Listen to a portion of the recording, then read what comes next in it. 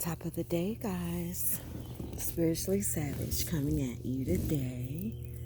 I ain't coming at you, I'm coming for you. Like, these messages are to help not only myself, but also to help those that are struggling as well. Because I didn't know. So, really, my challenge for those who didn't know, but now they know and they like, what the? What the? So, welcome. I appreciate you guys. So, I was sitting here meditating on my favorite spot, and a download, a thought, inspiration came to me, just in particular my journey, and how I always knew. Let me just start off and say I've always known that I was different. Not in a negative or a bad way, just different. Felt different, did different, thought different, dressed different, act different, you know, always. But it was me. So when you learn to appreciate yourself and you love yourself, you are who you are. So I never gave no thought to it at all. Not knowing that the people around me were giving thought to it. But I was blinded, right? I had on blinders. I had on rose-colored glasses. I wasn't looking. I wasn't. I heard, but I wasn't really looking. So when I started looking and hearing at the same time, it all came together, and then I got a clearer picture. So I've always known that. I've always known I was different. I've always known I thought differently. I've had teachers point it out to me. I mean, I've known I was an enigma since I was in the 5th grade. I had a teacher named Mr. Gropper. Bless him, wherever he may be. Called me an enigma, and I asked him what that mean in the 5th grade in New York, and he was like, look it up. And I looked it up, and I never forgot what it meant. So when people say, you know, things like, you're strange, or you're weird, or you're crazy, however they mean it or say it, I never take offense to it, because I know who I am, or so I thought. On the surface I did. I didn't know who my soul was. I didn't know who my spirit was. I'm just now discovering. So, on this journey, if you are anything like me, you have been under a couple of spells, dark magic, black magic. Yes, it does exist. If this is your first time tuning into this channel, it does exist. Yeah, I had a hard time dealing with it too. I didn't have a hard time dealing with it. Let me not say that. I had a hard time putting the pieces together, like how it fit into this reality. Because the way we were raised and the way society has depicted it, it's all fairies and fairy dust and goons and goblins. So you have a distorted vision of what magic is, but magic does exist. It does. Black girl magic is a real thing. So on this journey, as the veil is actually being lifted and my blinders are coming off and my mind is becoming more clearer and sharper day by day, I'm recognizing, because my memory never went anywhere. That's the thing. If you're anything like me and you're coming out of it, your mind was still intact, your memory was still intact, but it was a fog. It was like everything was foggy. You was walking in a daze. You was literally under a spell. And the moment you come out of it, or the moment you start coming out of it, you'll have this overwhelming feeling on the inside. It'll be like just raw emotions. And basically it's grief, because as you're coming out of it, you're recognizing what you've been a part of and what people have done to you. And You're grieving that person who you were, okay? You're grieving them. You still got your own battles to fight with your own self. Addictions you may be fighting. I raise my hand to that, you know. And addictions don't mean drugs. So if you're a kid watching this, you may not be addicted to drugs because you better not be. You're too young. You may have where you play video games all day, or you drink soda every day, or anything that you do in excess of, you do too much of, or you can't go without. That is an addiction. You can have a shopping addiction. You can have a gossiping addiction. You can have a lying addiction, a stealing addiction, anything. Anything that you're doing too much of. An eating addiction, okay? So it's not just, what people label as bad. Some things don't appear to be bad, but they are detrimental to you if you're doing them more than you should or in excess of, okay? But as you're coming out of it, your mind gets clearer. The people around you become crystal clear. But not only that, you start recognizing that your God-given gifts, your talents, were there with you all the time. You just didn't know what it was, and people labeled you as weird because they didn't know what it was. Whatever that may be. Whatever that may be. One of mine is being able to hear spirit. I can hear the devil too. Oh yeah, I can. First time it happened, freaked me out. First time I was conscious of it, it freaked me out because it was clear, distinct. You can't miss that vibe. You can't miss it. You can't miss it. It does something to you on the inside when you feel it. So when you hear it, it can be a sea of voices, but the moment you hear that voice, it's like everything on the inside of you stand up. At least that's how I felt. It's like your instincts are heightened because it's like, wow. So if you're struggling with whatever God-given talents He gave you, the struggle is to strengthen them. And that's what I've come to accept just now in this moment as I'm talking to you. I've heard that message, but it just came into my understanding. Sometimes we have to hear things multiple times. I do. That's why I have a 3-thing rule, because sometimes I don't know. But if I hear it a second time, then something else will click and it'll be like, okay. Now, if it's something really like, okay, and 9 times out of 10, if I have to do something more than once, it's because I'm having a difficult time emotionally grasping what I'm feeling. Not the mental, not the brain, because my brain can decipher anything, but it's the heart that I'm feeling. It's the emotions that I'm struggling to put a handle on. So, and understand that our gifts, our God-given gifts, our spiritual gifts, are tied to our emotion. So if you are not balanced and your emotions or your mind is all over the place, you will not be able to use your gifts efficiently or effectively at all. I'm understanding and learning and accepting that now. So you're not by yourself though. Just know that you're not. Things will get better. They will.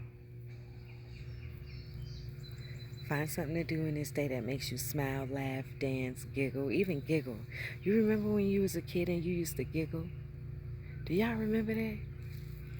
I remember one time specifically though, and we always seemed to do it in church.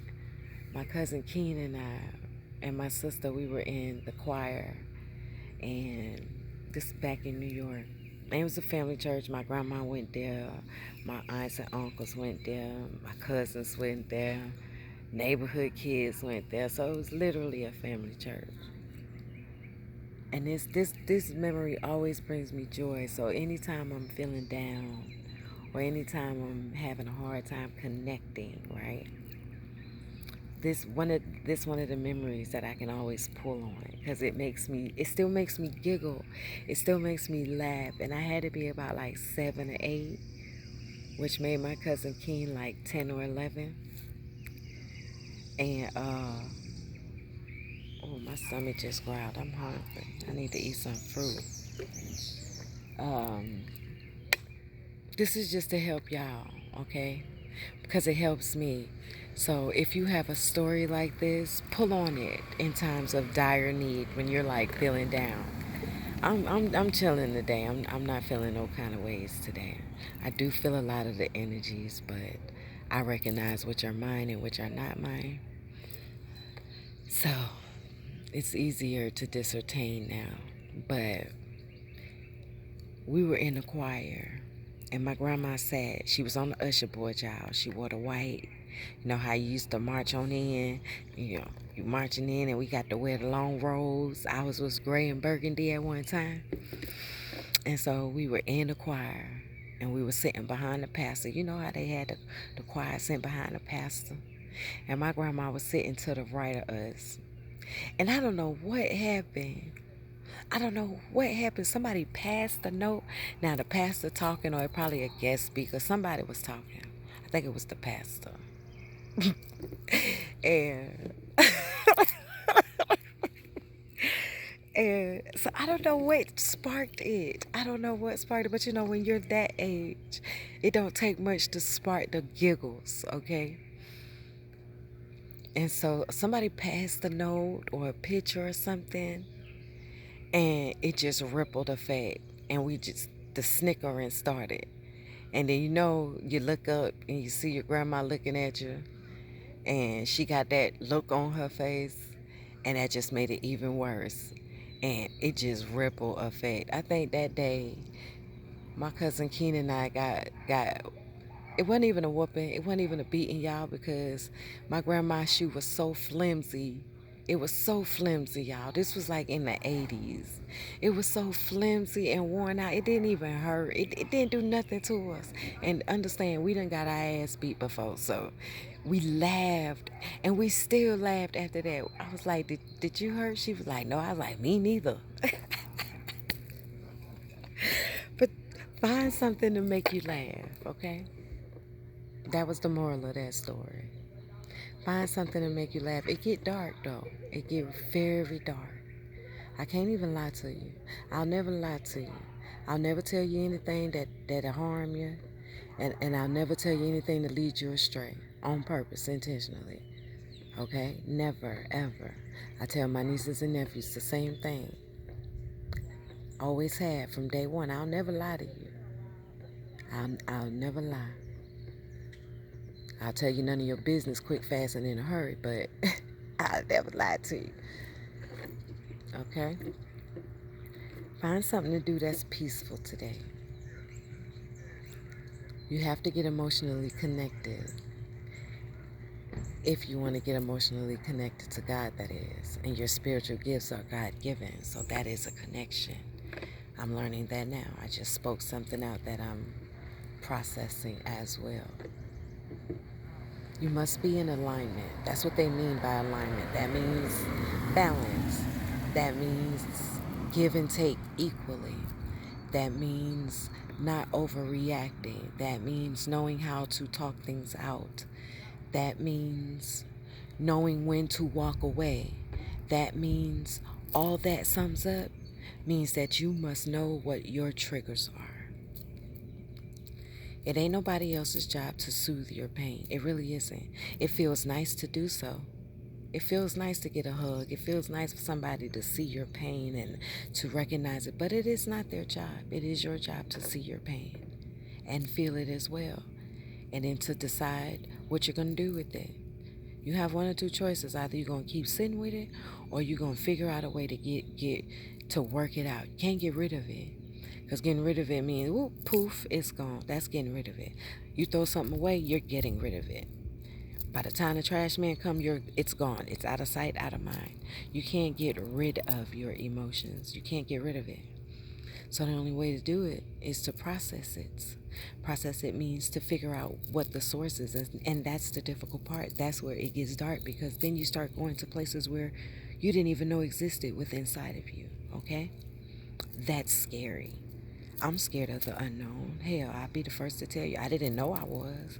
I just discovered that in the past 2 years, that I'm scared of the unknown.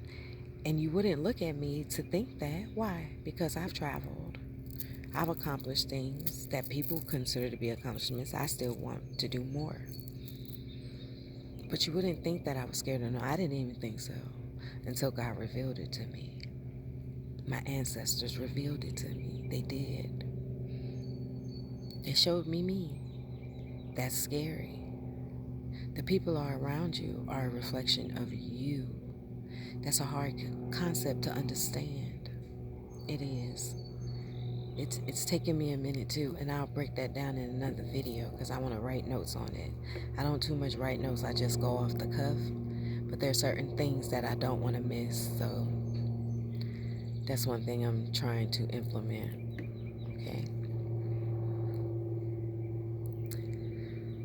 This life is really as we make it. We have an opportunity. We have an option. We can choose. What they say, that is the truth. You have an option.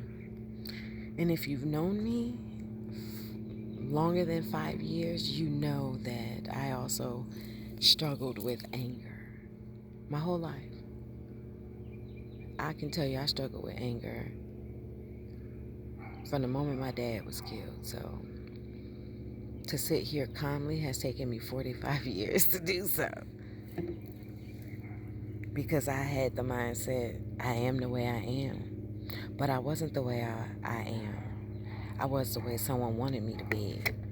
All the negative energies around you, that's how they want you to be. They do. It's all a system. Too deep for this video right now, but just wanted to send you guys some love on this beautiful Saturday morning. It is beautiful here in the A. It is, let me see. Today is the 22nd, and it is 10:26. So I'm wishing you guys nothing but love on this beautiful day. I've been riding the wave. I've been riding that wave, that Mercury retrograde wave too. I don't care what nobody say. That shit was here 2 weeks ago. But I'm okay with it because I want to process it. It don't feel good. But I understand the motive behind the energy that's pushing me to deal with it though. And I'm okay with that because it's for a reason. And it heals me. Yo, let me tell y'all, for real, I was a basket case for like 20 years. A basket case and didn't understand. So I am definitely highly favored. I will always say because I should have been dead, because truthfully I should have been. They tried several times. I see it now. I accept it. I was denying it for a minute, but I accept it. But I also know I'm divinely guided and divinely protected. And I always have been. So, stay positive, guys. It's all right. Things will definitely get better. I know it. They will get worse before they get better, though. I know that part too. But it's a necessity. It was a necessity for me to be broken down. I didn't like the manner and the way that it happened. No, I did not. I can't even sit here in front and say, yeah, oh yeah. No. Cried many a nights. I screamed out loud a couple of times, few times, several times. Oh yeah, I had. In agony, in pain, because I didn't understand what was going on. But it was all for a reason. So if you're going through anything like that at this present moment, at this point in time, it is divinely guided divinely orchestrated. See the lesson. See the lesson, okay? There is a lesson. There's a lesson. There's a lesson, I promise you. And as I learn my lessons, I will give them to you. The goal is for all of us to win. I can't do it without y'all. I really can't. I need y'all just as much as y'all need me. I'm learning that as well too. I do. We all are independent. That is true.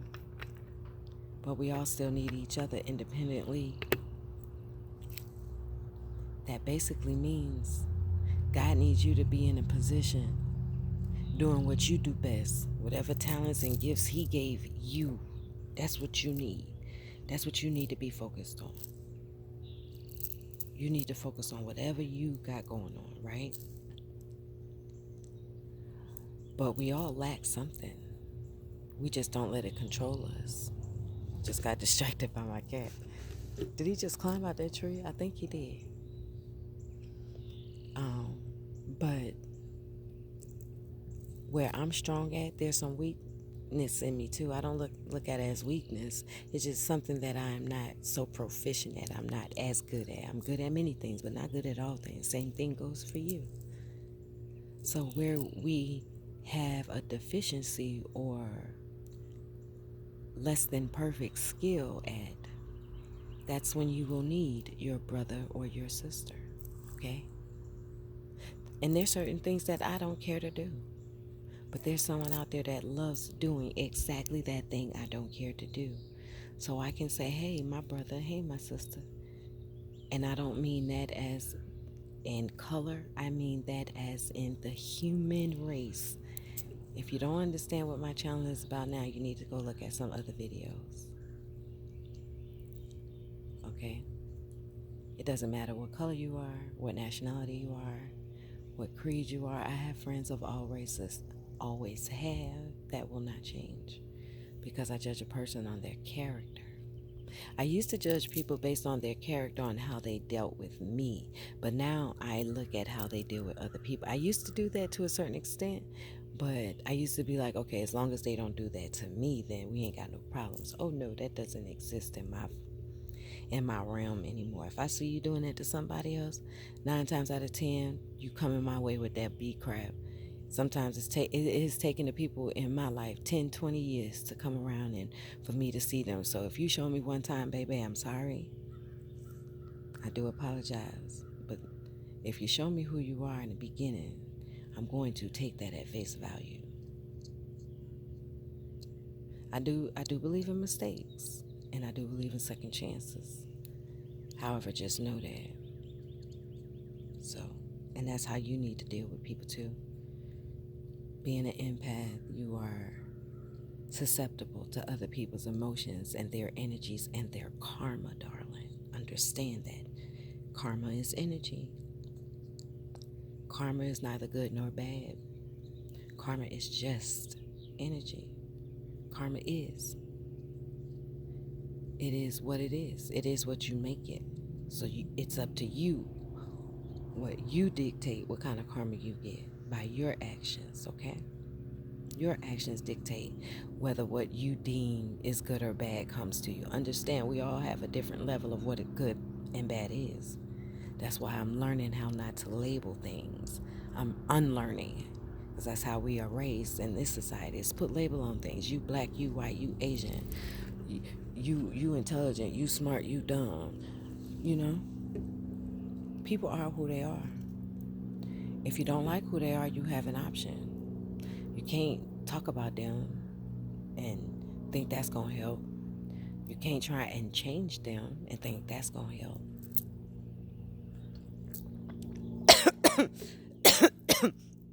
You can't. You can't berate them and think that's gonna help. I'm learning that. I'm guilty. I'll be the first to admit. I was one of the ones, but that's how I was raised, and it's truly degradation. I think that's how you say it. Degradation. It's not degradation.